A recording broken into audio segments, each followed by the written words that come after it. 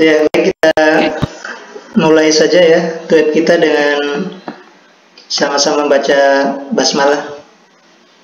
Ya,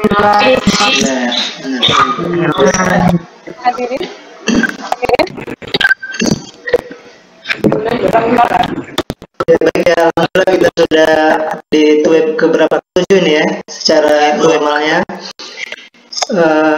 Mungkin karena sudah nyampe jam 2, jam 1 ya, kita langsung saja.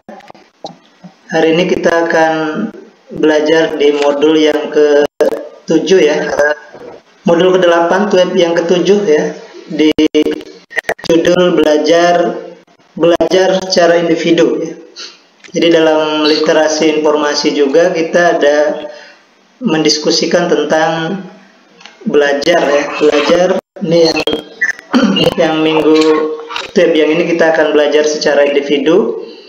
Dan untuk yang minggu terakhir, minggu depan kita belajar secara kelompok ya. Di modul itu ada materi tentang belajar kelompok ya.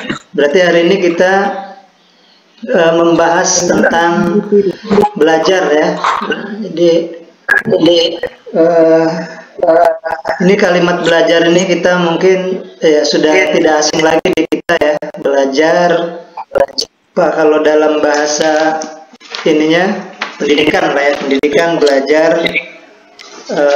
Kalau dalam pengertian secara umum itu belajar adalah proses ya, proses memperoleh pengalaman, pengetahuan ya, pengetahuan, keterampilan dari belajar dan latihan gitu ya, untuk secara umum. Nah, kalau di KBBI apa belajar itu adalah apa ini belajar? Apa belajar? Ada yang bisa memberikan penjelasan? Bapak ini udah kelihatan ini. Gimana? Belajar itu secara umum adalah usaha ya, berusaha untuk memperoleh ilmu pengetahuan gitu ya, memperoleh pengetahuan atau ilmu, belajar. Kalau di agama kita banyak hadis-hadis yang menghendaki kita untuk belajar menuntut ilmu ya. Tuntutlah ilmu sampai akhir hayat, tuntutlah ilmu sampai ke negeri Cina ya. Terus apa lagi? Menuntut ilmu itu kewajiban bagi muslim gitu ya. Ada lagi, belajar atau menuntut ilmu itu dianggap seperti orang jihad ya, fisabilillah sampai ya kembali gitu. Itu banyak ya. Jadi pengertian tentang belajar ini banyak. Nah, terus kenapa kita harus belajar ya? Nah, itu. Coba mungkin ini secara ini dulu aja ya. Kenapa kita harus belajar? Kayak sekarang kita kuliah ini juga kan menuntut belajar ya. Ini berapa orang yang buka video nih? Cuman siapa nih? Camnya ya dibuka ya. Coba kita sekali-kali ini kita memang satu-satu ini ya. Artinya ada interaktif gitu ya. Selama ini kan kita mungkin ya bapak terus sampai habis gitu kan. Paling ada pertanyaan 1-2 gitu. Sekarang kita coba setiap satu orang menyampaikan berinteraksi, memberikan entah itu pertanyaan, entah itu pengalaman, entah yang lainnya ya. Terutama ini terkait dengan masalah belajar, ini kan masalah kita bersama ya. Nah, sekarang kalau ada kalimat kenapa kita masih harus belajar terus ya. Bahkan Nabi juga menghendaki belajar sampai ke liang lahat gitu ya. Apa sebenarnya ini di balik itu? Makna di balik kenapa kita harus belajar gitu? Coba ada kasih pendapat berapa? Ini Bapak namanya kecil-kecil tidak kelihatan. Untuk menambah pengetahuan. Mendapat pengetahuan. Iya. Siapa tadi? Erlina ya? Siapa? Rika. Rika. Untuk mendapatkan pengetahuan ya. Mendapatkan pengetahuan. Karena memang kita dari apa ya? Kita memang dari awal kita memang tidak mengetahui semua ini ya, semua apa yang ada di dunia ini kan begitu ya. Seperti maka dituntut harus belajar kan, karena kita pengen tahu. Membaca Al-Quran juga karena kita tidak tahu, akhirnya pengen belajar. Kuliah juga gini kan, sebenarnya apa ya, karena kita tidak tahu ya, tetapi secara ininya nanti mencontoh ya kita. Karena belajar juga ada yang mencontoh ya, terus apalagi selain mencontoh, sekarang Bapak jadi tutor misalnya ya, berarti kan mencontoh nanti. Begitu Anda selesai semua, juga mencontoh, nanti akan jadi tutor juga. Dia jadi seorang guru, pernah jadi murid gitu ya. Jadi dosen pernah jadi mahasiswa, jadi tutor pernah jadi mahasiswa gitu kan. Nah, jadi mencontoh ya, karena belajar itu ya, belajar. Mungkin proses seperti ini pun ini belajar. Mungkinlah kita kadang-kadang kemampuan seseorang itu ada bawaan ya. Ada orang yang memang pandai menguraikan ini ya, menyampaikan, menguraikan kalimat gitu kan. Tapi sebenarnya ada juga yang memang dibentuk dari mencontoh ya. Oh misalnya tutor A, tutor B, tutor C itu ada cara ngajarnya interaktif, cara ngajarnya ini kan itu mencontoh juga, akhirnya kita belajar juga. Jadi sebenarnya ini belajar itu bukan hanya kita belajar modul, semuanya dipelajari kita apa semua yang ada di dalam bekal-bekal untuk ke depan itu kan. Berarti kan satu saat mungkin kalau jadi tutor juga ya kan, karena kita pernah berhadapan dengan beberapa macam tutor yang banyak ya. Nah, itu kan bisa jadi pelajaran. Oh, kalau bisa contoh Pak si A, Ibu B misalnya, yang cara memberikan pelajarannya atau mengajarkannya lebih baik. Itu kan sebenarnya proses belajar. Mengetahui ya. Bagaimana pengen mengetahui menjadi seorang tutor misalkan, sebenarnya belajar juga kan. Begitu ya. Kadang-kadang kalau di kampus misalnya seperti Bapak jadi dosen, kemudian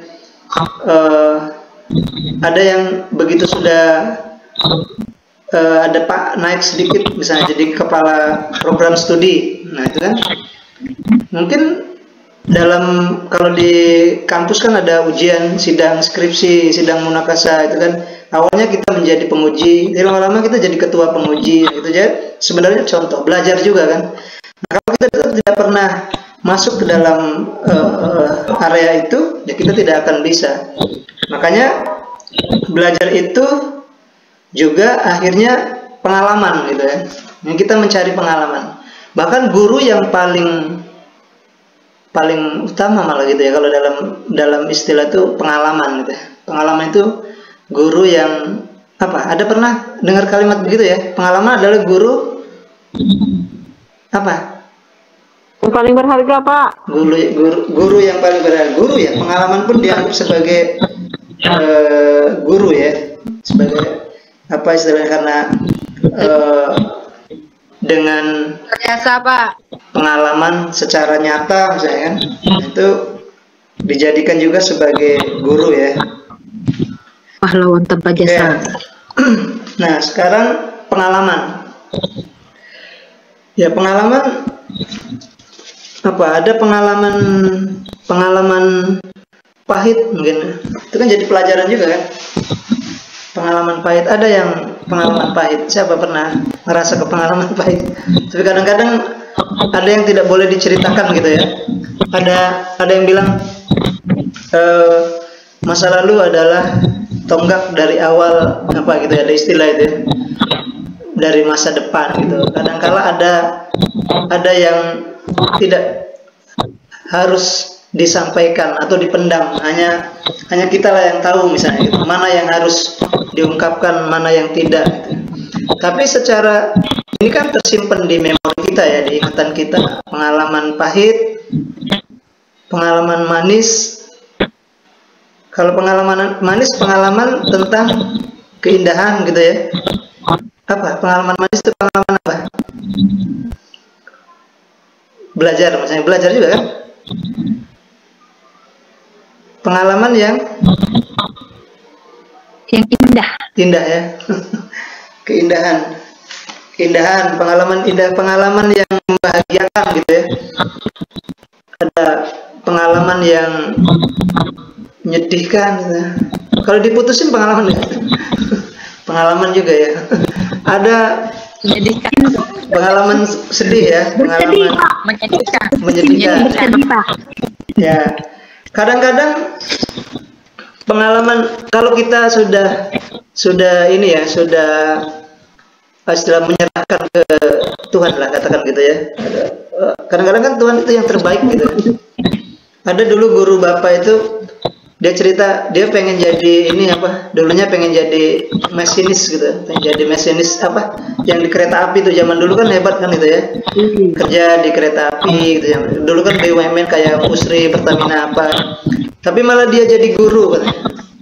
Nggak ada ininya kan di luar ini kita, tapi maka dari itu sebenarnya yang terbaik gitu ya, ngasihkan yang yakin apa yang kita terima itu sebenarnya yang terbaik. Kadang-kadang kitanya ngerasa ini ya, ada yang hidup ininya mungkin ya, di mute dulu ya, nanti kalau pas ini kita silahkan gitu. Baik, satu, mengapa kita harus belajar? Oh ya, kalau di sini ya ada nih Bapak buatkan ini ya, ada di PowerPoint-nya. Belajar individu, apa yang dimaksud dengan belajar tadi ya? Belajar merupakan aktivitas ke arah perubahan tingkah laku melalui interaksi. Oh sebentar, belum ya Bapak, ini kan dulu ya, share dulu ya, belum berbagi ya, belum aktif. Oh ya, bentar ya, bentar.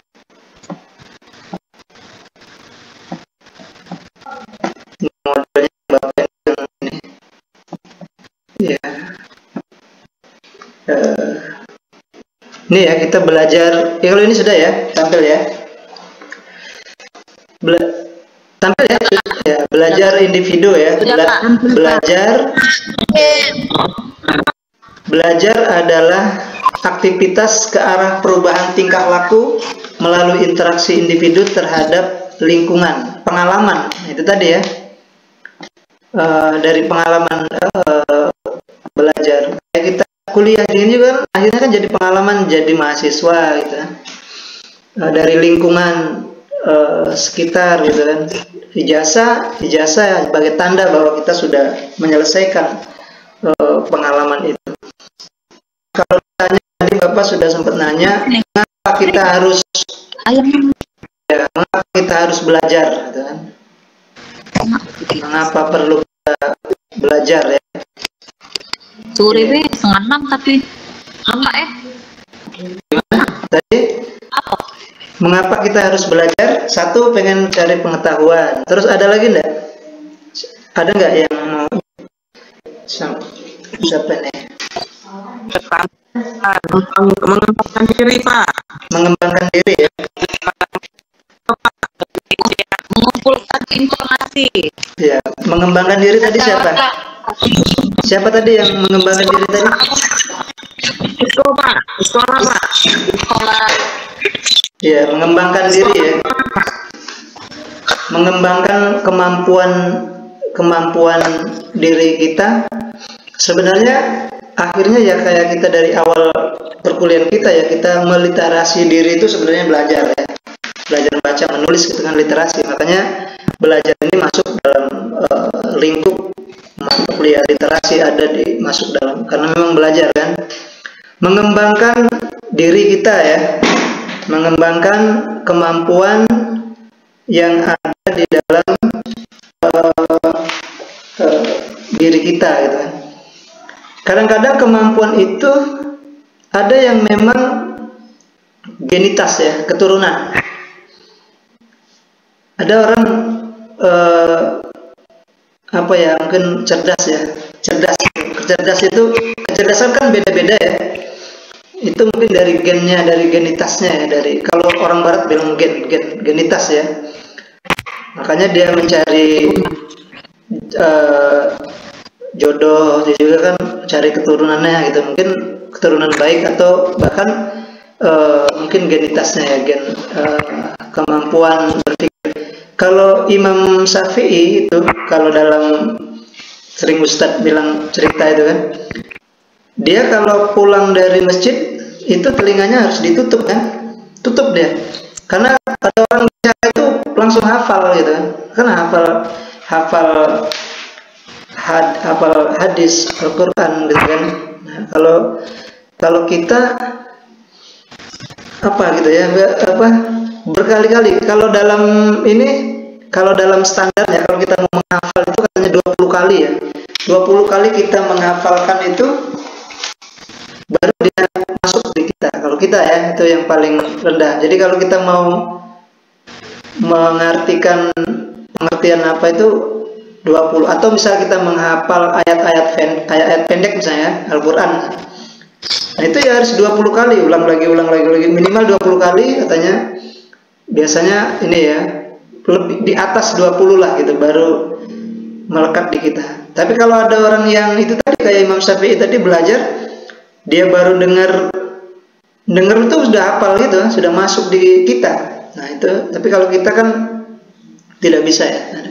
Nah maka penelitian Barat begitu ya, ada 20 kali katanya. Kalau sudah 20 kali bisa hafal gitu kan. Baik, itu pengalaman, kemudian pengen mendapatkan pengetahuan, pengembangan diri ya, mengembangkan kemampuan diri kita. Nah tadi Mbak bilang ada keturunan sekian ya. Terus ada juga faktor sosiologis ya, sosiologis belajar kayak gini.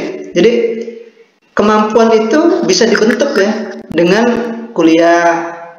Kalau anak ustadz, anak kiai dikuliahkan ke luar negeri, ke Mesir misalnya kan, pulangnya sudah jadi orang yang hebat gitu. Jadi ada secara sosiologis bisa dibentuk. Jadi oke lah, kita dari segi keturunan mungkin kita termasuk rata-rata IQ-nya kalau orang-orang ini kan standar lah ya. Tapi berarti kita harus belajar dengan menuntut ilmu ini, kuliah, kemudian pelatihan, praktek-praktek itu sosiologis masuknya. Jadi kita belajar seperti itu. Jadi kita juga ini dalam rangka belajar ini pengen mengembangkan diri kita kan, pengen punya kemampuan mungkin dalam segi ya pendidikan. Nah itu dengan faktor sosiologis. Ada yang terakhir itu ekologis. Dia ditempa dari pengalaman gitu. Ekologi ya, pengalaman. Jadi kadang-kadang orang hebat itu ya tidak melalui dari pendidikan, ada dari dia ditempa oleh keadaan. Jadi susah hidupnya misalnya kan, terus mungkin dengan susah itu berusaha untuk bangkit, pengen menjadi orang yang pintar, akhirnya belajar dan dari pengalaman ya, bagaimana cara bisnis, bagaimana. Nah itu dari ekologis bisa ya. Itu juga sebenarnya udah belajar ya. Jadi belajar itu bukan hanya formal, informal ya. Jadi artinya dari lapangan juga bisa kita belajar ya. Tapi ada lagi, apa kita harus belajar? Kalau di sini ada potensi manusia bersifat laten dan terbuka katanya. Nah, laten ini apa nih? Ada kalimat laten di sini. Laten itu bukan latin ya. Coba ada yang cari di Google itu apa? Laten.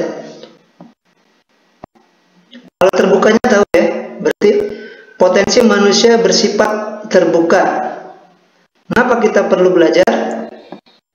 Manusia ini sebenarnya Ya, Pak. apa? Latin ada yang tahu? Tersembunyi atau terpendam, Pak. Terpendam ya. Tersembunyi atau terpendam. Jadi kadang-kadang Iya, kita ada perlu apa ya bahasanya tuh pemantik atau rangsangan dari luar ya. Kadang kita diajari sebentar langsung dia jadi hebat. Nah, itu sebenarnya ada sesuatu yang tersembunyi dalam diri kita. Maka harus belajar itu supaya menimbulkan apa yang kemampuan dari kita ini biar bisa munculkan gitu kan. Ada yang memang terbuka. Ada dua nih ya. Ada yang memang terbuka, tapi ada juga yang tersembunyi. Berarti itu upaya kita untuk berusaha memunculkan kemampuan kita. Istilahnya bahasa ininya tuh kita punya bakatnya di apa gitu ya. Makanya kalau kita punya mungkin anak ya, kadang-kadang di mana nih bakatnya, kita mungkin dilihat dari hobinya atau dari mungkin perilakunya ya. Oh, mungkin jangan-jangan bakatnya di situ ada. Oh, dia nih melukis gitu kan. Kalau dia menghafal tidak susah gitu, tapi begitu di melukis dia cepat sekali, misalnya anak kita gitu, seperti itu ya. Berarti mungkin kemampuannya itu di otak kiri ya, otak kanan itu akademisi, yang kiri mengandalkan logika ya. Otak kanan itu katanya mengandalkan logika, makanya kalau yang hebat itu otak kanannya mungkin kan. Otak kiri itu rasa, atau apa ya, dia lebih ke ke dunia keindahan kayak gitu ya. Makanya dia mungkin melukis, itu dia mainnya di situ. Nah, itu jadi kita melihat kemampuan kita di mana gitu ya. Nah, itu bisa sesuatu yang terpendamnya itu bisa dilihat dari perilakunya. Nah, seperti itu ya. Kalau yang kanan itu logika, pengetahuan, akademisi ya. Yang kiri berdasarkan rasa ya mungkin selain rasa kalimatnya keindahan, mungkin dia lebih ke orangnya misalnya kalau yang akademis kan mungkin dia kaku orangnya, dia fokus orangnya tuh fokus. Kalau yang kiri ya nganggapnya serius maksudnya, gitu aja ya, bahasa kotak kanan tuh serius ya. Kotak kiri itu ya santai gitu kan. Nah, itu kadang-kadang kita ada yang gitu, ada orang yang tidak bisa dianggap, kalau kita biasa santai serius ya gitu ya. Nah, kalau dalam ini katanya dalam perbedaan laki-laki dan perempuan, itu kalau otak kiri sama otak kanan itu laki-laki tidak ada jembatannya katanya gitu ya.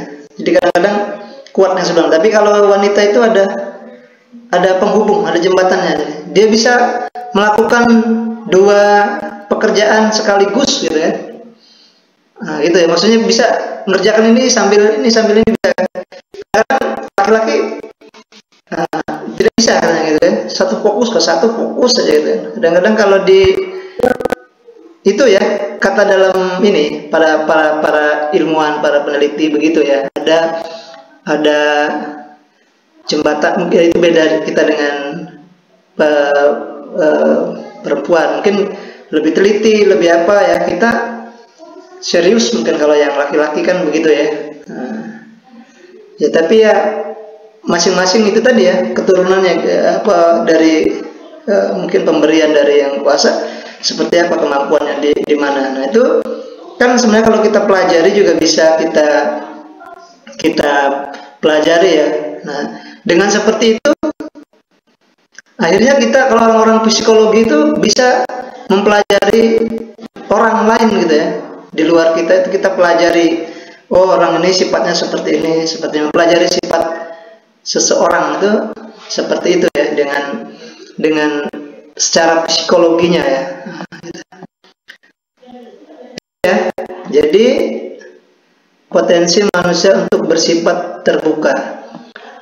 Ada yang bersifat tadi ya, rahasia, tertutup, terbuka. Bahkan dalam dalam menuntut ilmu juga sebenarnya kita harus terbuka ya, terbuka. Kadang-kadang Bapak dulu kuliah di S3 itu kan dosen semua ya, dosen. Nah, artinya karena yang ngajarnya juga dosen, jadi kalau kita tidak terbuka dengan pengetahuannya itu alamat lama selesainya gitu kan. Jadi ada ya dulu yang seangkatan Bapak itu, karena dia merasa dia juga dosen, bahkan yang dosen yang ngajarinya itu karena duluan saja mungkin S3-nya kan, akhirnya ngajar, dia nggak mau, dia ilmu itu tidak mau nyerap. Dia ngerasa bahwa dia juga pengetahuannya di bawah saya kayak gitu. Nah itu ya tidak selesai ya, sampai mungkin yang seangkatan dengan Bapak tahun 2017, 2020 sampai sekarang kayaknya masih belum selesai. Nah itu kan artinya ke Bapak 3 tahun kemarin selesai ya. Itu udah 4 tahun sampai 5 tahun. Ya karena seperti itu, kita tidak bisa terbuka ya. Jadi kalau kita di mana posisi kita walaupun kita dosen, karena kita memang belajar misalnya melanjutkan studi S3, kemudian dosennya kawan kita, ya kita berusaha untuk menolkan ilmu kita. Nah gitu ya. Kalau kita nolkan dulu, biarkan nanti kalau begitu selesai baru kita ini gitu kan. Kalau kita sudah menolkan ilmu kita merasa ya nerima gitu kan. Pokoknya diajarkan terima, karena kita sebagai mahasiswanya. Nah, itu kita sebenarnya terbuka dari ini ya, dari pengetahuan. Nah, pertama itu. Kedua, kenapa kita harus belajar itu? Karena kita dilahirkan tidak ada yang sempurna ya. Tidak ada yang sempurna, tidak ada yang paling benar gitu ya. Karena yang paling sempurna adalah Sang Pencipta ya, Allah Subhanahu wa taala misalnya. Allah Subhanahu wa taala, kalau kita sudah merasa paling sempurna, nah itu kita celaka di situ ya. Bahasanya itu celaka. Karena dalam agama juga begitu kan, orang yang paling iblis ya, kalau dalam sejarah Quran itu diusir, katakanlah diusir ya dari surga itu karena dia nganggap dia paling sempurna, itu paling bisa, paling mampu ya, gitu kan, dari makhluk, dari yang lain-lainnya. Pada saat ada kan kita suruh mengakui Nabi Adam lebih sempurnanya, hanya iblis yang tidak mau mengakui, tidak mau terbuka gitu ya, tertutup dari kebenaran. Nah gitu, akhirnya kalau kita telusur lagi, tertutup dari kebenaran itu, bahasa ininya bisa dianggap, tapi bukan ini ya, bahasa kasarnya mungkin ya, koper kan, koper tertutup. Koper itu kan koper ya. Kafir, akhirnya kafir itu dari kata-kata koper sebenarnya. Kalau kita tertutup dari kebenaran, nah itu alamat mengarah nanti ke orang yang kafir itu kan tertutup dari kebenaran kan. Ada Nabi menjelaskan kebaikan, kebenaran, wahyu, dia tertutup, menutup diri, mengcover, kafir. Makanya itu ya, kalau dari orang-orang, kalau dalam agama Islam kan ada makna lain ya, makna kafir itu mungkin lebih ini ya. Tapi secara kalimat bahasa itu bisa saja cover itu dari kafir, itu dari cover. Kita tertutup ya dari kebenaran, dari tidak mau belajar, apalagi tidak mau belajar. Jadi itu ya alasan berikutnya kenapa kita harus belajar, karena kita memang tidak ada yang sempurna kan, hanya Allah yang sempurna. Sampai akhir hayat kita, nafas kita terakhir tetap belajar ya. Belajar itu tiga kan, ilmu agama, ilmu pengetahuan dengan ilmu, terus satu lagi kalau dalam ini dengan seni ya, musik. Itu otak kiri itu tadi ya. Jadi dengan ilmu hidup akan jadi mudah, nantinya dengan agama akan terarah, dengan seni hidup akan jadi indah. Nah, keindahan-keindahan itu seni. Jadi kita juga belajar seni juga ya, seni apa? Mungkin seni membaca Quran, seni melukis, seni masak dan lain-lain. Itu kan belajar. Tiga itu yang harus kita kuasai ya untuk menghadapi dunia yang rahasia masih ya. Dunia ini kan misteri gitu ya. Dunia adalah misteri. Maka untuk menghadapi misteri itu ya dihadapi dengan tiga itulah. Ilmu, agama, dan seni ya. Keindahan, seni keindahan. Jadi kalau tiga itu punya, maka insya Allah ya kan, dengan ilmunya dia akan hidupnya mudah ya. Orang berilmu itu akan mudah hidupnya kan. Dengan agama hidupnya terarah, dengan keindahan, dengan seni hidupnya akan jadi indah ya. Nah, ini kita dalam rangka belajar ilmu ya, ilmu dunia lah katakan gitu ya, dunia akhirat akhirnya itu kan, agama dengan ilmu, menuntut ilmu sampai akhir hayat. Bahkan Bapak sampaikan itu setiap ini Bapak sampaikan menuntut ilmu sampai akhir hayat, menuntut ilmu yang jihad itu kalau era sekarang ya bukan belajar biasa ya, belajar membaca, menulis tidak, tapi kuliah S1, S2, S3 sampai tuntas itu baru mengamalkan ilmu hadis itu ya. Jadi nanti kalau udah selesai S1 nih di UT ini sudah kerja di bawah 5 tahun, lanjut lagi kuliah. Selesai lagi S2-nya, lanjut lagi. Apalagi misalnya yang sudah bekerja, terima PNS, sudah ini ya. Jangan berhenti sampai akhir. Ada dulu Bapak waktu kuliah S2 itu, ini masih S2 ya, dia umurnya sudah 70. Dia masih kuliah, masuk S2 padahal. Terus Bapak tanya, Pak kok masih kuliah untuk apa? Saya sudah pensiun, dia bilang kan. Jadi saya pokoknya kuliah ini pengen kumpul dengan teman-teman, mendengarkan ini gitu apa, pengetahuan ikut dengan ini apa, menyibukkan atau belajar gitu. Pengen belajar gitu. Walaupun dalam waktu kawan Bapak itu tahun 2005 itu tidak sampai akhir dia. Umurnya 70 berapa? Semester berapa yang 4 udah meninggal, almarhum beliau ya. Tapi itu semangatnya untuk belajar sampai akhir hayat kan.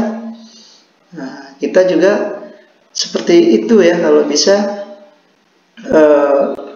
tekad ya.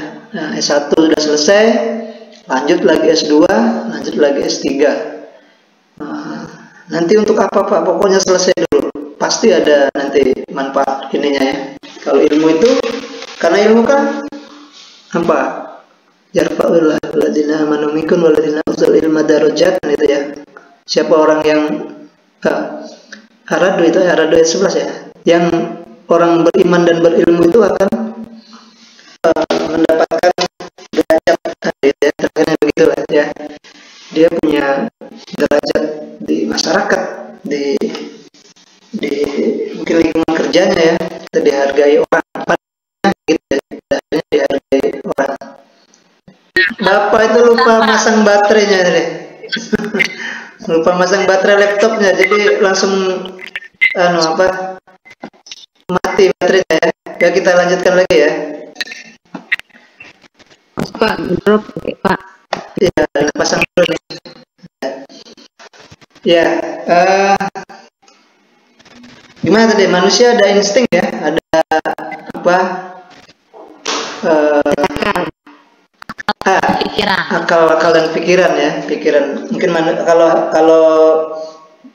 kalau hewan cuma ada insting saja ya. Dia bekerja berdasarkan insting. Mana tadi? Terus apalagi nih untuk yang ketiga, insting itu bisa diartikan juga daya dorong utama pada manusia bagi kelangsungan hidupnya. Ya, seperti nafsu, ya, rasa takut, itu juga dari insting ya. Nah, takut juga dari insting ya. Kadang-kadang takut itu dari perasaan kita saja ya. Takut hantu misalnya, gimana itu?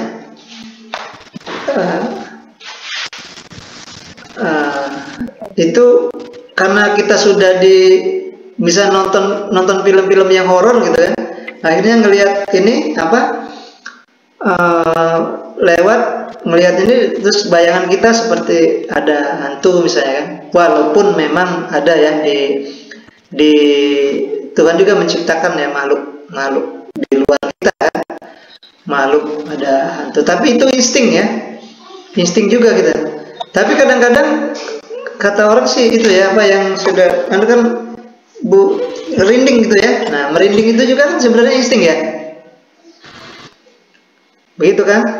Ada di tubuh kita juga bisa merespon gitu kan. Nah, sama seperti hewan, misalnya seperti anjing gitu ya. Anjing itu kan dia punya naluri, dia bisa mendetek keadaan makhluk dalam berapa jarak gitu ya.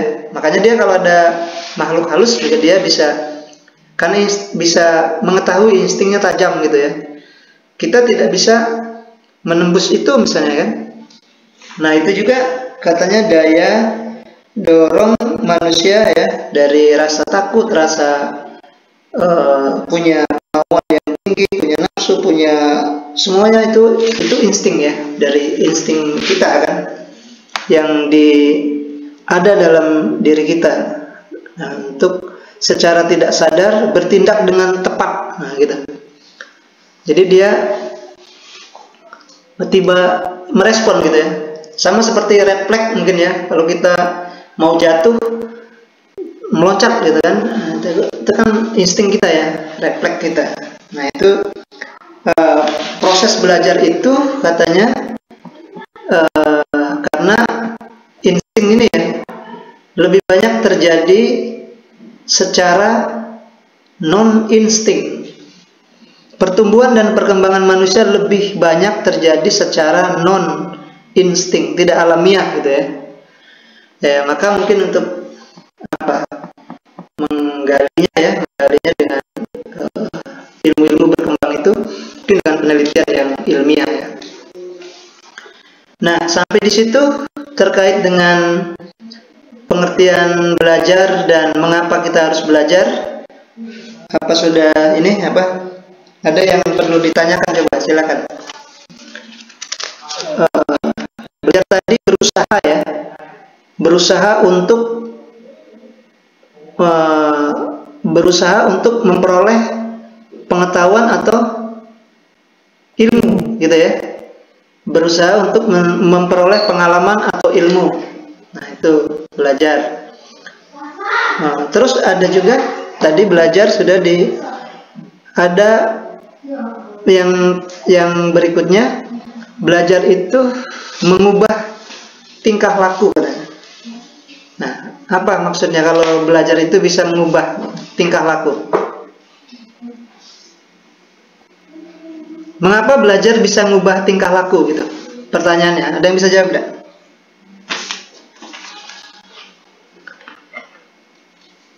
Halo? Pak, Cari dulu di Google, boleh? Di modul, Pak. Di modul boleh. Di chat GPT ada apa itu? Mengapa kita harus belajar? Apa tadi pertanyaan Bapak tadi? Mengapa belajar mengubah tingkah laku kita? Bisa mengubah tingkah laku kita. Kenapa?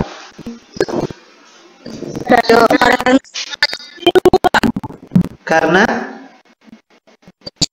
kualitas pendidikan kita tuh kualitas kita tuh sejengkal dari kualitas pendidikan kita juga, Pak. Nah, kualitas pendidikannya terlihat karena dari kualitas pendidikan ya. Oke, maka dengan pendidikan itu kita mengubah tingkah laku kita ya. Tingkah lakunya kemana? Ke negatif positif? Dari pola pikir, Pak. Pola pikir ya. Dari pola pikir, Pola dari tindakan ya. pola kita. Ya, pola pikir dan tindakan berarti perilakunya, gaya hidupnya juga akan berubah ya dengan adanya kita belajar gitu kan. Nah, harusnya semakin tinggi ilmu, semakin Tinggi juga ini pola pikir kita, Pak. semakin tinggi. Coba, benar ya? Semakin berilmu kita semakin bertinggi pola pikirnya atau gimana? Semakin berilmu, malah ada peribahasa, ya semakin tinggi ilmu, justru malah semakin rendah hati ya. Jadi yang menilai itu orang lain kan? Artinya nanti begini, kita merendah di atas gunung, nah gitu bahasanya ya. Cobalah merendah di atas gunung, gimana? Merendah di atas gunung gimana? Biarlah kelihatan cak lolo tapi pintar, Pak. Oh, gitu ya. Kelihatan cupu tapi suhu gitu ya. Ya.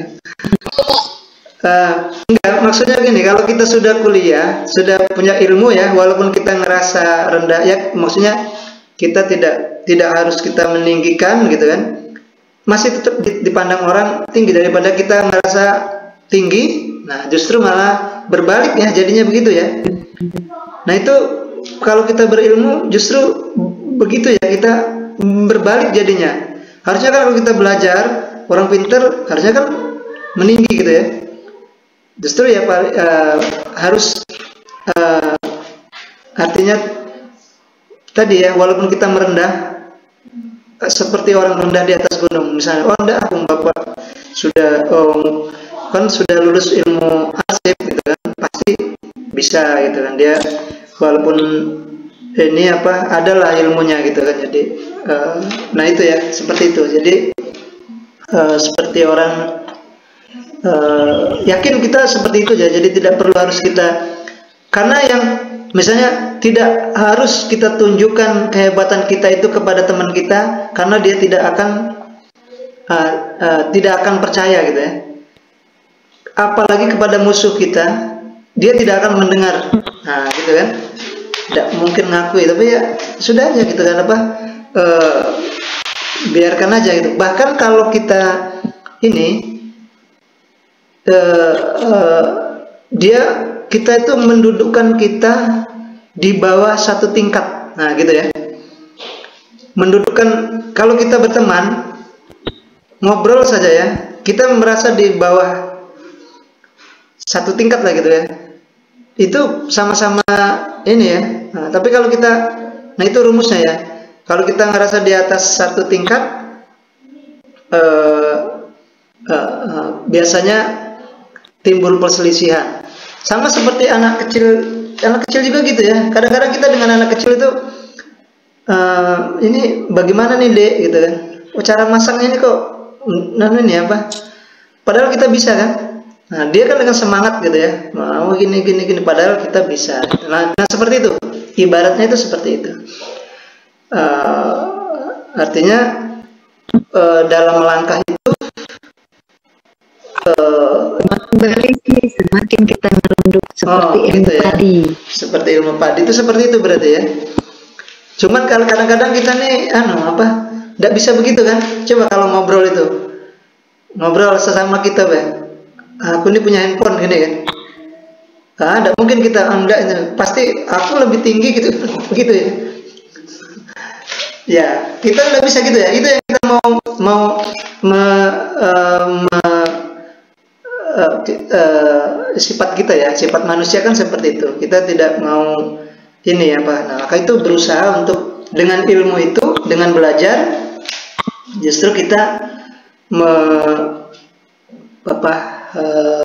merendahkan sedikit lah gitu ya kemampuan kita itu tidak apa-apa, nanti dengan sendirinya dia tidak akan ini tahu sendiri nanti lama-lama ya bahwa kita itu memang hebat gitu kan. Kadang-kadang ada orang-orang yang pura-pura hebat, ketahuan juga akhirnya dia tidak bisa juga, jadi malah justru kita malu gitu ya. Lalu kita dengan kita karena kita menganggap karena di atas langit masih ada langit gitu, kita tidak ada yang sempurna seperti itu ya. Jadi itu sebenarnya hal-hal yang seperti itu ya dalam ilmu itu hal-hal yang menarik yang harus kita pelajari, dan ternyata seperti itu ya kita pada akhirnya orang menuntut ilmu itu kan supaya menjadi orang yang apa terakhirnya? Kalau di sini kan nuntut ilmu orang yang benar ya. Pada akhirnya kita itu benar ya. Jadi orang yang benar. Pintar kan begitu ya. Zaman dulu banyak sedikit orang pintar, tapi banyak orang yang benar gitu ya. Nah, zaman sekarang kan kebalik. Sedikit orang yang banyak orang yang pintar, sedikit orang yang benar gitu ya. Nah, berarti itu ada yang salah dengan ilmunya ya, gunakannya nanti kan. Seorang arsitek misalnya bangun jembatan. Coba kalau kita dibangunkan di zaman sekarang, kan yang bangun orang-orang pintar semua kan. Insinyurnya apa? Kalau zaman dulu mungkin sekarang gelarnya bukan insinyur lagi, mungkin sarjana apa ya di bidang apa kalau di pembangunan itu ada kuliah di apa ya, di Unsri kan ada ya jurusan arsitek, nah gitu ya. Ada kalau sekarang prodinya sudah namanya prodi arsitek gitu kan. Nah itu kan hebat-hebat. Zaman dulu cuman insinyur lah. Zaman dulu tuh kalau kita dengar kalimat insinyur itu sudah hebat sekali ya. Ya kita sudah yakin bangun karena dia benar ya. Maka sedikit zaman dulu orang yang pintar itu sedikit, tapi dia benar kalau membangun jembatan. Nah ini dia prediksi dalam 100 tahun bahkan setengah abad masih bertahan jembatannya misalnya, seperti jembatan Ampera itu. Kalau di Palembang kan jembatan Ampera itu dibangun tahun berapa itu, tahun masa Jepang ya.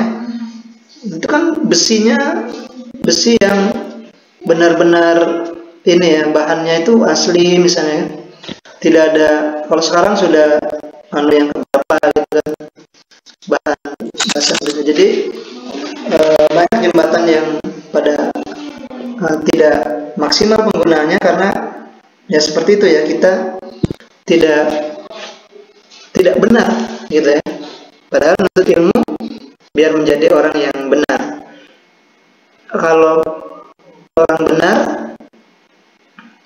benar itu dia akan menjadi orang yang apa? Kalau orang benar,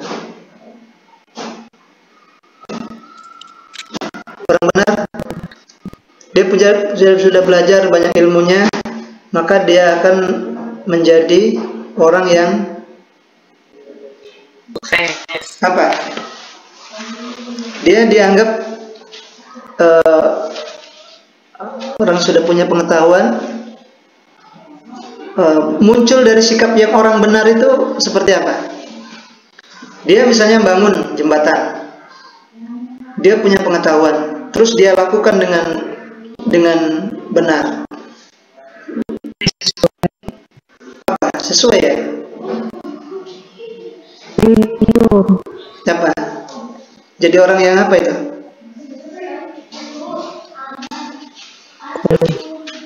Ya, kalau kita jadi mandor, jadi arsiteknya ya, atau kepala tukangnya untuk membangun jembatan, terus kita jadi pimpronya, kita benar melakukannya, maka muncul dari sikap kita itu kelihatan sama anak buah seperti apa? Pasti orangnya seperti apa? Profesional. Profesional ya. Oke, satu profesional. Ada lagi tidak? Profesional itu sesuai dengan ini kita ya. Ya. Terus apa lagi kira-kira? Selain profesional. Profesional, terus apa? Sesuai ya ininya ya. Sesuai dengan yang direncanakan. Maka yang muncul dari orang itu bijak ya. Nah, gitu. Bijaksana pasti orangnya. Orangnya pasti bijak dia. Maksudnya kan, nih ada kamu berapa hari kerjanya? Nah, sekian itunya. Tanpa harus itu dia harus bijaksana kan akhirnya kan. Ada yang ini apa tidak mau merugikan orang lain kan begitu ya. Orang bijaksana itu kan begitu ya. Bukan hanya dalam sikapnya juga pasti dia menghargai kan, menghargai pekerjaannya. Kita jadi seorang mandor, seorang pimpro, menghargai itu tanda-tanda orang bijak itu menghargai, profesional. Nah, terus orangnya akhirnya disenangi kan oleh semua pekerjanya, misalnya kan, itu kan bijaksana. Jadi sebenarnya belajar, menuntut ilmu benar, terus sudah benar menjadi orang yang bijaksana kan ya, yang bijak.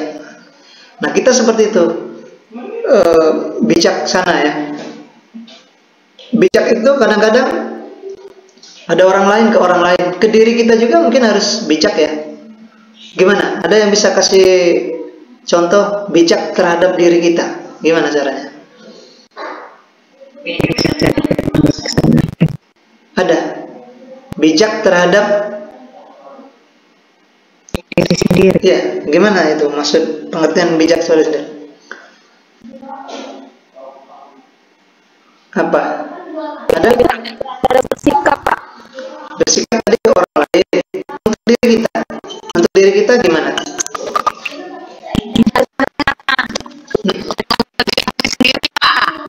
Menghargai diri sendiri. Contohnya? Contohnya apa?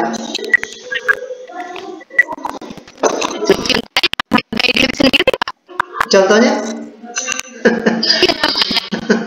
dalam kegiatannya seperti apa? Dalam prakteknya? Ya, betul ya. Ya, benar. Harus juga. Ya, betul. Jadi ada haknya ya. Tinggal ngomongin dengan itu Pak. Ini salah satu orang bijaksana gitu ya. Salah satu orang bijaksana itu merawat diri Pak gitu. Ngomongin sama mamasnya ya. Minta perawatan berarti ya. Ya. Bijaksana ya. Mungkin kesehatan kita dijaga, itu juga bijaksana ya. Makan kita ya, itu pola makan, diet ya. Ya, berarti harus bijak ini ya, bijak terhadap diri kita ya. Ya, artinya apa yang ada di dalam diri kita ya. Mungkin mulai dari bentuk fisik, bentuk tubuh, bentuk mungkin juga bukan hanya spiritual, materi dan spiritual ya. Agamanya juga. Nah, coba gimana? Kalau agamanya gimana? Ya, sholat 5 waktu ya. Zikir. Ya, yang dunia akhirat ya, istilahnya kerjalah untuk dunia seakan-akan hidup selamanya kan. Kerja untuk akhirat, yang akhirat juga seolah-olah besok akan tidak ada ya. Kita tidak ada yang tahu, ini misteri ya. Hidup ini kan misteri. Kadang-kadang Kadang-kadang ada juga yang ini Pak, kalau bicara itu kita gitu ya apa? Bicara tentang kematian itu ini juga kadang-kadang banyak ya, ada ustadz-ustadz yang ceramah-ceramah yang hebat-hebat tuh ceramahnya wah ada tentang kematian, tahu-tahu wah sudah ini gitu. Tapi memang ya seperti itu, kita harus perbincangkan juga ya, karena memang siap, dia sudah siap ya, kematian kapanpun sudah siap gitu kan, sudah dipersiapkan untuk akhirat, dunia akhirat. Ya baik ya, itu terkait dengan kenapa kita harus belajar. Kalau melihat dari dari modulnya, belajar adalah proses mengumpulkan informasi, mengolah dan menindaklanjutinya. Belajar adalah proses mengumpulkan informasi, mengolah dan menindaklanjutinya. Sama seperti kita kuliah seperti ini kan, ini belajar informasi, membuat tugas. Begitu sudah selesai harus ada tindak lanjutnya. Untuk apa sebenarnya kita kuliah kan? Dulu kita rencananya untuk apa misalnya? Coba, ada nggak yang kuliah ini ada yang sudah bekerja? Berarti kan rencana dari awal saya mau untuk penyesuaian. Tindak lanjutnya harus itu. Jadi dari awal-awal sudah, jadi jangan sampai ya artinya kan nimbulkan semangat, nimbulkan apa itu sudah direncanakan.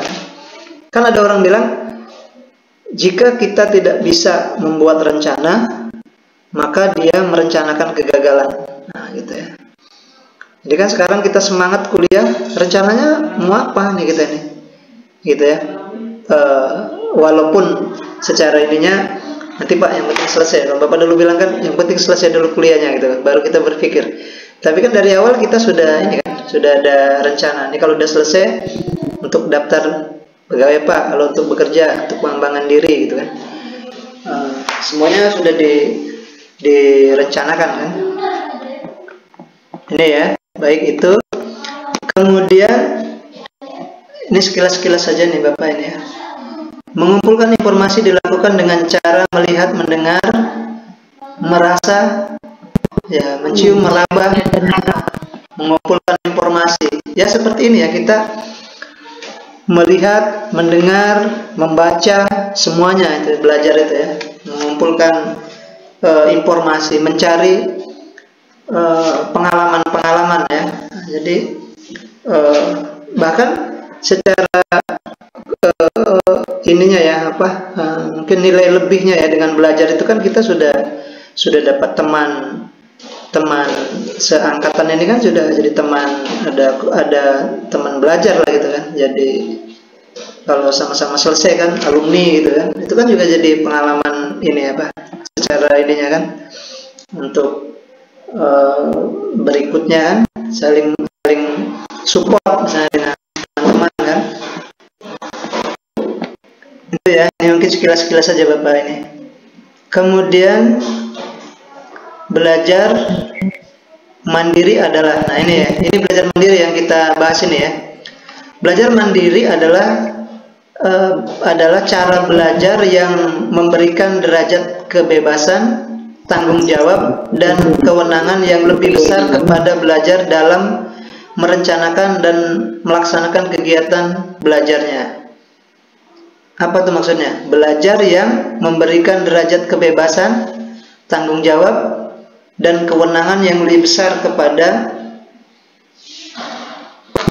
belajar dalam merencanakan dan melaksanakan kegiatan belajarnya. Kepada pembelajar katanya. Belajar memberikan kebebasan, tanggung jawab, ya belajar mandiri. Ada kan kadang-kadang kita bilang coba belajar mandiri, ya. Berarti kan diserahkan kepada kebebasan untuk dia yang merencanakan, menyelesaikannya gitu kan, sendiri gitu ya. Belajar untuk bertanggung jawab, merencanakan, menyelesaikan secara mandiri ya, mungkin ya itu ya, ininya ya. Belajar secara mandiri. Kalau dulu kan malah banyak para tokoh kita yang memang otodidak ya. Ilham Hamka itu katanya ada juga ya, walaupun memang keluar ke Mekah gitu, tapi banyak otodidaknya aja. Kalau zaman dulu kan seperti itu ya, para tokoh-tokoh hebat itu mungkin pendidikannya tidak begitu sampai itu tinggi ya, pendidikan sampai SMA aja sudah hebat gitu ya, karena banyak belajar mandirinya, pengembangan dirinya yang lebih banyak ya. Kemudian ini belajar kebebasan, ini mandiri ya. Pembelajaran mendapatkan bantuan bimbingan dari guru ini ya lain, tetapi bukan berarti harus tergantung kepada mereka. Dari konsep belajar mandiri terletak pada otonomi ya, kebebasan sendiri tadi ya. Sama seperti tutor, dosen, guru itu kan sebenarnya sebagai pemantik saja gitu ya. Mungkin hanya untuk inspirasi ini saja kan. Tidak bisa kita dapat sepenuhnya dari dosen itu. Ya dari belajar sendiri sebenarnya yang banyaknya itu kan. Kadang-kadang dosen hanya ngasih konsep-konsepnya saja gitu kan. Guru-guru juga seperti itu. Nah, bedanya dengan zaman dulu, kalimat ini ya, mungkin kalau kita sekarang ini kan mengajar, dulu itu mendidik ya. Ya walaupun mengajar, mendidik, apa beda belajar dengan mendidik coba? Belajar, kalau belajar gimana?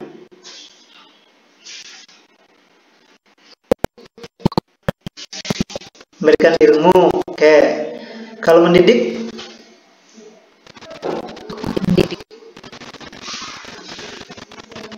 Memberikan ilmu juga?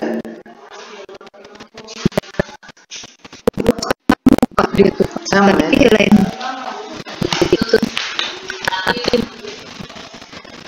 Mendidik gimana? Pendidikan dan memberikan pelajaran sama. Pendidikan pelajaran sama ya.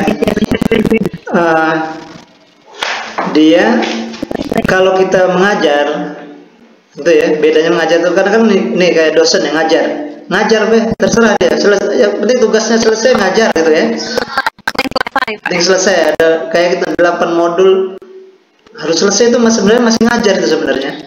Harusnya dia sampai bisa ya gitu ya mendidik. Makanya dia kalau mendidik itu waktunya tidak bisa itu ya, tidak bisa sebentar. Kalau dia pendidikan di pesantren gitu ya, bertahun-tahun gitu belajar sampai bisa gitu. Makanya orang-orang yang keluar dari pesantren itu dia sudah teruji ya. Iya. Belajarnya memang bahkan dari yang teruji itu artinya dimarahi biasa gitu kan, dimakan tidak biasa, jadi puji juga kalau dia di pondoknya mungkin itu udah biasa. Jadi semuanya sudah dialami. Kalau kita dihina, mungkin dihina, kita kadang-kadang begitu ya, dihina, jangan sekali-kali menghina kita gitu. Kadang-kadang seperti itu. Iya, marah gitu ya. Marah gitu ya. Kalau orang yang kalau orang yang sudah tingkat tinggi mungkin ya, kayak bijaksananya tinggi paling ya. Dia ibaratnya kita seperti dalam kita naik perahu di tengah laut gitu ya. Nah itu ombak walaupun besar gitu kan. Kalau perahu di laut aja lah. Kalau di ini atau di sungai lah gitu ya. Kalau di laut ya ombak. Nah, dia walaupun dia banyak, kalau masih di luar kita, itu tidak akan menenggelamkan kita kan. Airnya tidak masuk ke dalam perahu kita, dia akan tenggelam kita kan. Sama seperti kita juga seperti itu, kata mau dihina orang, tapi masih di luar kepala kita. Kita tidak masukkan ke kepala kita, misalkan. Nah itu tidak akan tenggelam kita, tidak akan stres, tidak akan apa ya. Biasa anggapnya ini aja gitu. Sepanjang masih belum berlebihan, udah biarin aja gitu kan. Nah untuk yang seperti itu memang sulit itu kan ya. Nah jadi ada orang mengibaratkan seperti itu. Kalau sebesar ombaknya apapun gitu ya di laut, asal jangan masuk ke perahu gitu, tidak akan tenggelam gitu. Jadi sejahat orang apapun menghina kita, menjelekkan kita, asal tidak dimasukkan di kita. Bahkan kita mungkin kalau dalam agama kan lebih legowo ya. Mungkin karena dia tidak tahu gitu. Dan jangan sampai masuk di kepala kita gitu. Masuk di kepala kita, tenggelam. Kita akan stres kan? Stres. Lagi ada malaikat datang kan? Nah pulang sekarang apa enggak? Susah pula kita. Ada malaikat datang kita mampirin kita lagi stres. Nah balik sekarang enggak? Susah pula kita. Ya jadi itu ya. Jadi kita tidak bahkan kalau orang apa itu tuh yang sekarang lagi heboh di medsos itu ya, sepanjang tidak merusak harga diri ya, nah itu kalau dia cuman hanya menjelekkan apa yang masih tidak ada, ini tidak perlu direspon gitu ya. Tapi begitu dengan harga diri sama seperti orang Makassar kan seperti itu juga ya. Kalau dia dengan harga diri, nah, orang Madura, jadi pada prinsip seperti itu. Kadang-kadang prinsip dari orang-orang nenek moyang kita juga itu ya, jadi betul gitu kan sebenarnya, sesuai dengan ini kita gitu kan. Kalau dia sepanjang tidak ada merusak ini kita, tidak akan harga diri kita tidak usah direspon ya. Sama seperti di perahu tadi, jangan usah masuk ke dalam perahu kita, tidak usah masuk dalam kepala kita gitu. Sama seperti misalnya perselisihan kita, misalnya kan ada yang kunut, tidak kunut, ada yang apa, itu kan jadi perselisihan. Sebenarnya kalau kita mau menyelesaikannya, asal jangan tentang yang universal ya. Universal itu misalnya membunuh gitu kan, terkait dengan pengeboman apa-apa. Nah itu belum dikatakan Islam yang ekstrim katanya. Tapi kalau dia hanya yang kecil-kecil, itu namanya partikular, bukan universal tapi partikular. Jadi cukup dengan toleransi, selesai ya. Ini tidak kunut ya. Ya silahkan, tidak apa-apa. Toleransi kita, menghargai, udah selesai. Kan jadi persoalan kan, yang kunut, yang tahlilan, nanti dijudge bid'ah dan lain-lain. Nah itu yang berarti sudah ekstrim kan, hak orang lain itu ini misalnya kan, menganggap yang lain tidak benar. Nah itu. Nah sebenarnya sama seperti itu ya. Akhirnya kan logikanya seperti itu. Sepanjang masih ini urusan partikular gitu, urusan yang kecil-kecilnya gitu, sudah kita hargai dengan toleransi agama, udah selesai gitu. Sama seperti kita tadi, kalau apa yang terjadi dengan kita tidak perlu kita respon, tidak boleh masuk ke dalam perahu kita. Mudah-mudahan kita tidak akan tenggelam gitu ya. Ya, itu ya. Kemudian nah, mengapa perlu belajar? Kalau tadi kenapa kita harus belajar? Ini mengapa ya? Kenapa? Pertanyaan itu kan ada 3 sebenarnya. Apa, bagaimana, dan mengapa ya. Nanti kalau mau buat skripsi, kalau yang S1 skripsi, mungkin kalau S2 nanti tesis, S3 disertasi. Itu pertanyaan cuma 3. Mengapa, apa, mengapa, bagaimana, dan mengapa ya. Kalau apa itu ya tidak ya. Apa kamu suka saya? Ya, tidak gitu ya. Cukup ya, selesai ya. Tapi kalau dia mengapa, dia bagaimana mencintainya, atau gini aja, apa kamu sudah makan? Ya tidak, jawabnya kan, belum, ya belum, tidak. Tapi bagaimana makan? Nah itu ditanya proses ya. Oh Pak, kalau makan ambil piring, nasi, lauknya, baru dimakan, proses gitu ya. Nah kalau dia mengapa itu karena mengapa kamu makan? Karena lapar, karena Apalagi alasan makan? Biar sehat gitu ya.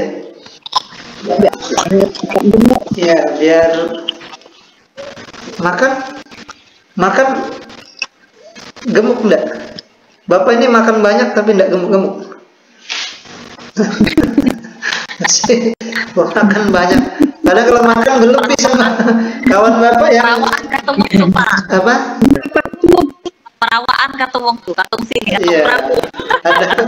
Ada perawakannya memang itu ya. Ada Iya. perawakannya. Terus juga ada mungkin kawan-kawannya banyak di dalam, ada cacing-cacing apa nih banyak mungkin ya. Masih ada kawan-kawannya mungkin ya. Perawakannya ya. Ya. Iya Pak.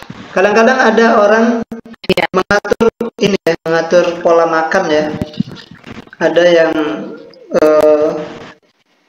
apa itu ya? Kalau dari pagi sampai jam 12 ada kawan bapak dan itu kan yang kalau sudah cukup umur ya, dia hanya makan buah saja. Karbonya itu hanya dari jam 12 baru makan nasi gitu. Udah pagi itu buah sampai itu kan. Kalau bapak pagi-pagi harus makan nasi itu lah sepiring kan. Kalau belum makan nasi belum makan perasaan kalau makan. Nah itu kalau yang ini kan ditata pola sehat hidupnya gitu ya. Makan nasi, daging mungkin. Nanti kalau ada juga yang dia dari Senin sampai Jumat jam 1 makannya diatur, maksudnya kan dagingnya tidak boleh ini gitu, makannya yang tidak ada lemak-lemaknya gitu kan. Tapi begitu hari Minggu bebas. Nah, Minggu nak makan apa boleh misalnya kan. Ada yang seperti jadi dia jaga keseimbangan kan. Karena kondangan uang makan lemak kita tidak rugi dah. Nah, jadi dia ada seperti itu. Iya. Tapi dia mengimbanginya. Hari sebelumnya tidak boleh basing-basing. Kagak. Kesehatan kan di makanan ya. Nah, kesehatan itu di makanan katanya. Ada yang seperti itu dia. Nah, kadang-kadang kita kalau sudah ini ya, itu tadi ya, kita harus bijak dengan kita juga ya, harus mengatur umur sekian-sekian. Ada orang yang sudah uangnya banyak, tapi dia tidak bisa lagi makan itu. Ada itu dulu bapak kuliah D1 komputer, ada teman bapak itu omnya dia rumahnya bagus di arah Hang Tua, di arah Palembang itu, masuk di Kambang Iwak itu, masuk lagi ke dalam itu. Rumahnya bagus tapi mobilnya banyak, tapi dia makannya tiap hari cuman ini aja, kacang hijau rebus. Nah, bayangkan kita tidak bisa lagi makan itu kan. Mungkin karena ya waktu mudanya mungkin bebas-bebasan gitu kan, mungkin gimana makannya kan. Akhirnya kalau dokternya hanya makan kacang hijau saja, udah makan kacang hijau aja sudah. Tidak tahu gimana anaknya. Pokoknya dia, tapi tidak tahu juga ya, mungkin masa penyembuh, ada sakit mungkin ya, masa penyembuhannya jangan makan apa-apa dulu. Tapi berapa tahun begitu kan? Jadi setahun makan kacang hijau, apa artinya kan? Dan kalau kita ya makan apa ya laju ya, malah kurang, malah kurang, gitu kan? Iya, nggak ada pantangan ya.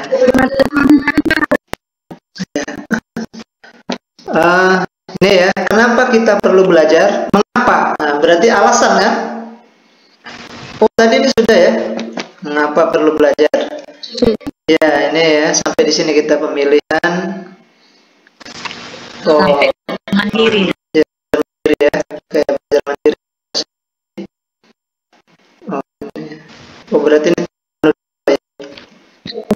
Oh, apa yang dimaksud dengan belajar tadi ya? Belajar. Oke, sudah ya, tadi kita bahas kompetensi pemilihan. Nah, mungkin sebelumnya kita ada belajar itu kalau kita ini kan ada dibagi ya.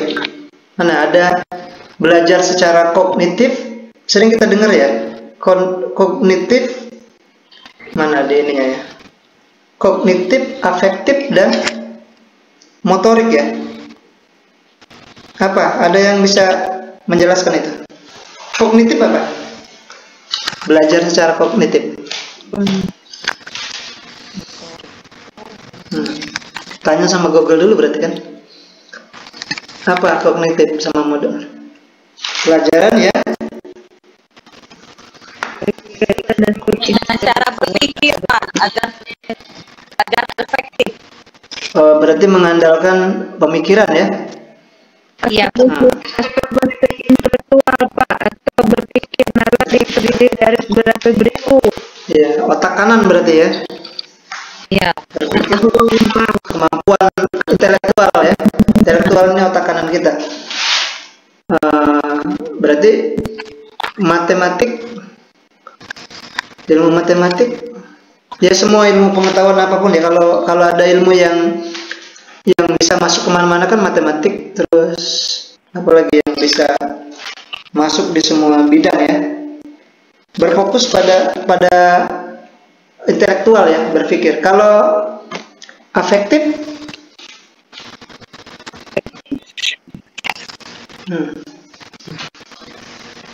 afektif. Kalau kita ngajari anak kecil kan kita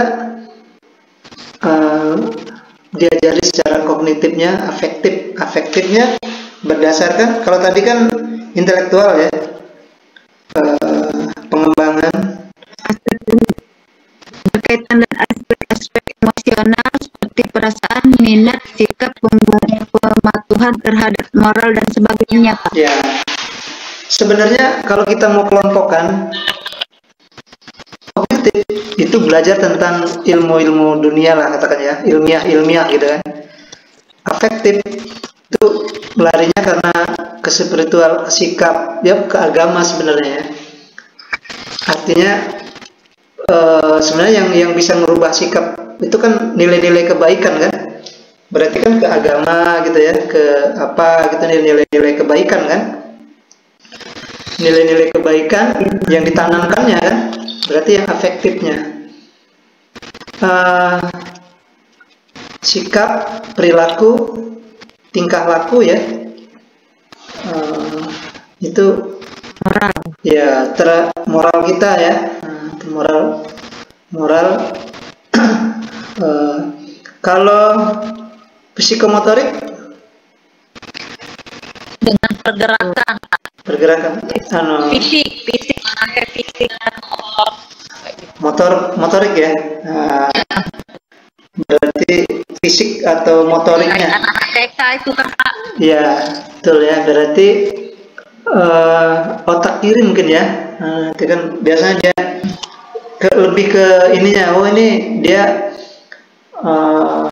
perkembangan ke gerak ininya tuh lebih ini ya, lebih apa, bergaulnya misalnya ini ya, apa, sikap merespon ininya juga cepat ini kan, misalnya Iya.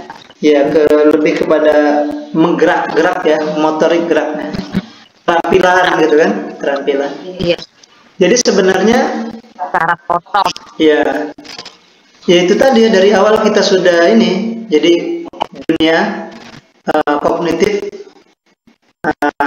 motorik itu keindahan ini kan, karena dia kan berdasarkan ini kita ya, baru satu keagamaan itu afektif ya. Nah itu di tengah-tengahnya sebenarnya ya, agama itu mewarnai ya. Nanti motoriknya bagus, kognitifnya bagus, afektifnya tidak bagus. Nah itu ini ya, apa, juga berpengaruh kan. Nah kalau agama gimana? Misalnya agamanya bagus, kognitifnya tidak bagus, motoriknya tidak bagus, berpengaruh tidak? Tidak berpengaruh apa tidak? Berpengaruh. Gimana? Iya, kalau kita nanti itu yang mungkin ya, kalau bahasa ininya tuh yang ekstrim itu, jangan-jangan kan ada mungkin tidak bisa melihat dari sisi lain gitu, dari keilmuan, dari dari apa, mungkin dia fokus kepada kebenaran kan. Kalau orang barat itu dia paling tingginya kebenaran kan, karena dia praktek diteliti benar, maka dia akan, itulah kanon paling tinggi itu kebenaran. Ilmu pengetahuan, dia bilang ilmu pengetahuan itu hasil berpikir logika dari penelitian yang dianggap benar. Itu orang barat kalau dia ngomong ini mana teorinya, mana ininya, apa konsepnya, dia bilang itu kebenarannya karena sesuai penelitian, sesuai penelitian itulah yang dianggap yang bisa untuk menentukan keputusan gitu kan. Tapi kalau dia agama, dia di atas kebenaran ada namanya maslahat gitu ya. Nah, gitu ya. Jadi walaupun benar, kalau tidak bermaslahat ya, menimbulkan keributan, nah itu agama di situlah penengahnya ya. Afektif itu di situ. Makanya mewarnai dia. Kalau afektif agak tidak bagus, moralnya rusak semua kan. Jadi ada penyeimbangnya itu dari afektif itu, kemampuan afektifnya ya, sikapnya, perilaku. Walaupun ada yang bilang memang sudah wataknya gitu ya. Ada yang bilang gitu ya, orang ini sudah wataknya nih Pak, tidak bisa lagi.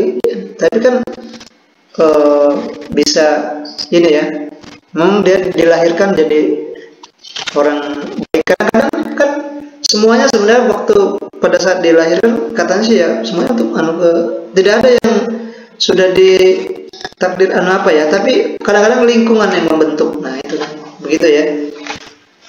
Nah, tinggal kita terakhirnya ya serahkan ke Tuhan gitu. Kadang-kadang hidayah gitu ya. Ada yang mungkin ujiannya orang kan berbeda-beda ya. Ada yang diuji dengan ini harta, kesehatan dan lain-lain itu. Ya, baik itu ya. Nah, selanjutnya mungkin ini sekilas-sekilas saja ya. Kompetensi pemeliharaan bahan bacaan, pendengaran, penglihatan, dan apresiasi terhadap berbagai bentuk literatur. Ya ini kompetensi. Kompetensi itu kompeten ya. Orang yang kompeten itu kalau dalam ini dia punya skill, punya pengetahuan, punya otoritas, punya capability ya, baru dia dikatakan orang yang kompeten. Sebenarnya masih ada lagi di atas kompeten itu ada orang yang ditambah komitmen, maka dia akan jadi intelektual ya.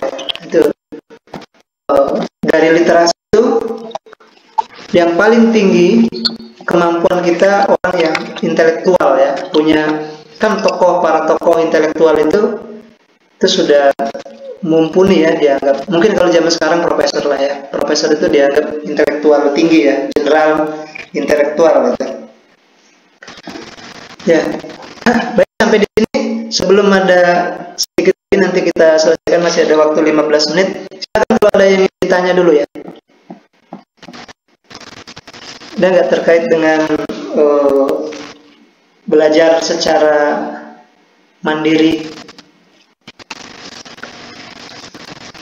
Ini berapa orang itu? 25 ya. 25.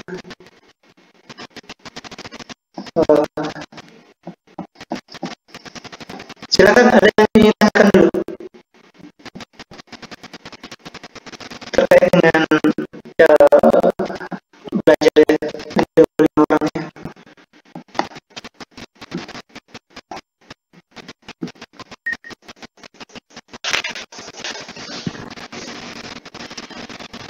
Jadi secara keseluruhan gimana memaknai belajar ini apa? Kalau ditanya apa pengertian belajar gimana tadi?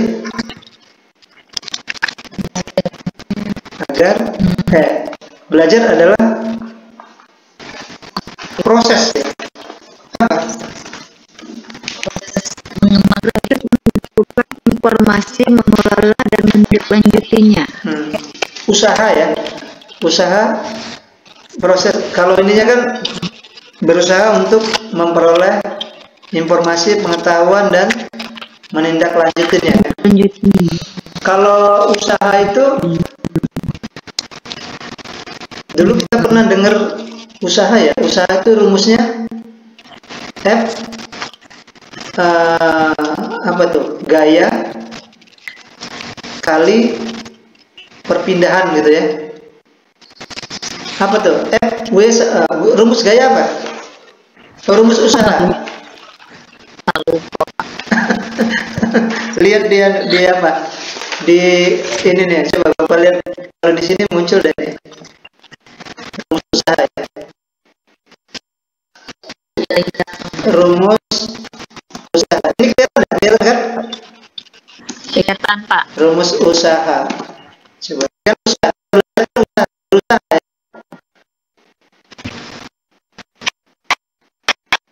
Rumus usaha.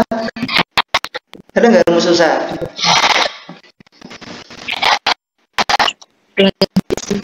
Apa? F W sama ini ya. Rumus usaha itu F kali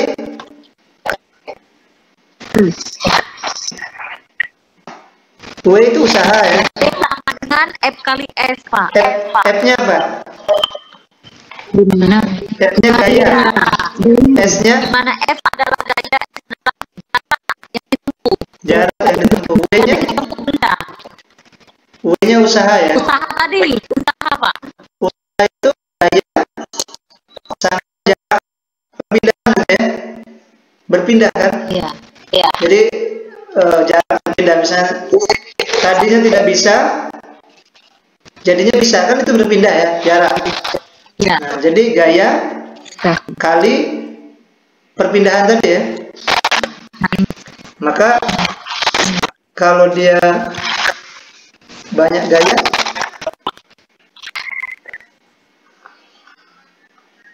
tidak berhasil ya.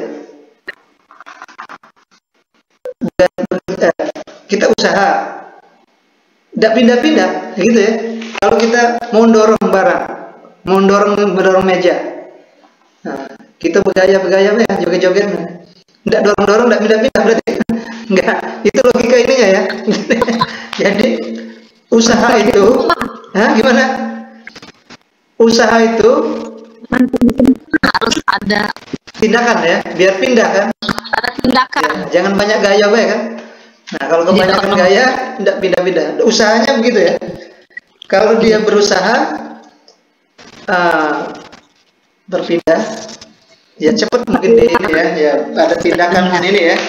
Usaha itu lakukan tindakan pergerakan gitu kan. Jangan iya, kalau banyak gaya itu ya. Bener orang ngomong itu, kamu banyak gaya banyak. Benar ya, rumus gaya itu seperti itu ya. F sama dengan gaya kali kecepatan perpindahan ya. Jadi usaha untuk apa tadi? Ya, usaha untuk mendapatkan pengetahuan lah gitu ya, mendapatkan ilmu atau pengetahuan. Tadi kalau misalnya alasannya ya banyak ya, untuk pengembangan, untuk apa, semuanya ini ya. Baik, yang terakhir ada ini sekilas yang keduanya. Kita lihat ininya apa? Kalau nggak bisa jalan ini ya. Belajar berbagai kegiatan pokok dalam proses pembelajaran. Belajar terkait dengan berbagai faktor yang mempengaruhi. Nah, ini kalau di siswa ya. Faktor-faktor yang mempengaruhi belajar adalah keadaan siswa sendiri, guru, serta faktor-faktor lingkungan. Ya, kadang-kadang begitu ya, kita belajar ini banyak faktor ya, pengaruhnya gitu ya, apalagi kita sudah berumah tangga, sudah kerja gitu kan, keadaan yang menyebabkan itu ya. Ada Bapak juga mungkin ya, karena sampai selesai S3 kemarin itu karena memang ke Jogja, terus tidak sendirian gitu kan, maksudnya fokus kan. Tapi kalau ada kuliah di sana, kuliahnya ada kawan Bapak tuh, ada keluarga kan, jadi terbagi ya Pak, urusannya itu terbagi kan, jadi tidak fokus Nah, jadi lingkungan juga berpengaruh dalam belajar itu. Faktor lingkungan, faktor keluarga, faktor keuangan. Mungkin dulu, ya Bapak alhamdulillah waktu itu kan beasiswa. Nah, dari segi keuangan saya, oke, sudah aman kan. Itu juga mempengaruhi kita proses belajar. Kayak sekarang mungkin belajar kan, belum mikirin SPP-nya, belum mikirin tugasnya, belum mikirin keluarga kan, anak, suami, misalnya istri. Nah itu jadi itu pengaruh ya, faktor-faktor di dalam pendidikan. Karena perjuangannya sangat besar ya, sangat berat ya. Makanya orang bilang belajar itu seperti berjihad kan, berjihad ke seperti orang perang. Jadi jihad fisabilillah. Jadi kita sudah ngamalkan. Jadi sebenarnya berbahagialah kalau sudah dikasih kesempatan untuk menuntut ilmu ini ya. Karena kita sudah paham pahalanya besar kan. Nanti bermanfaat untuk kita juga, bermanfaat untuk semuanya kan. Masya Allah kan, selesainya juga akan diangkat derajatnya. Baik, selanjutnya sekilas saja nih ya. Sekilas faktor-faktor mempengaruhi proses belajar tadi ya. Guru, siswa, lingkungan, tujuan ya, materi, semuanya berpengaruh ya. Kadang-kadang mood juga ya, kita mood. Kalau orang barat itu kalau dia ini kenapa dia tidak berhasil itu karena katanya ada mood dan motivasinya itu. Mood and motivation berarti tidak berhasil. Jadi munculkan motivasi untuk belajar itu sama membangun mood itu apa ya? Tidak mood katanya. Maksudnya apa tuh? Belajar ini tidak moodnya Pak. Apa? Tidak mood itu apa? Kalau di sini mute ya, mute suaranya. Kalau mute lain ya, sama enggak mute dengan mood itu? Tulisannya sama mood ya. Artinya apa? Belajar itu harus membangun mood and motivation bahasa itunya ya. Apa maksudnya? Niat Mood. Mood itu niat.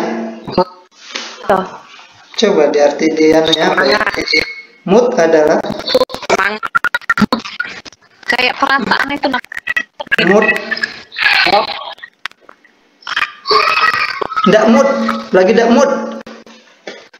Lagi tak semangat. Karena hati kita sedang tidak baik, Pak. Tidak baik-baik saja. Tidak ada semangat, ada gairah. Kan sering ya? Mana tidak ngomong, tidak mood aku nya. Lagi tidak mood ya. Nah, dah itu lagi tidak mood gawat. Tidak mood ya. Suasana nak marah baik. Ya. Nah, belajar juga membangun mood itu katanya, membangun semangat mungkin ya. Apa ya? Semangat. Apa ya bahasa kita ya? Coba. Jadi terakhirnya belajar itu harus bisa membangun mood dan motivasi katanya. Coba mood itu pengertiannya apa? Ada yang bisa? Siapa tadi? Suara siapa tadi? Ada suara cowok tadi? Suara bapak? Suara cowok? Enden Pak. Enden ya? Pak Enden lagi mana? Mood dan motivasi itu apa? Mood. Suaranya kedengaran. Kalau bahasa Inggrisnya mah mute ya.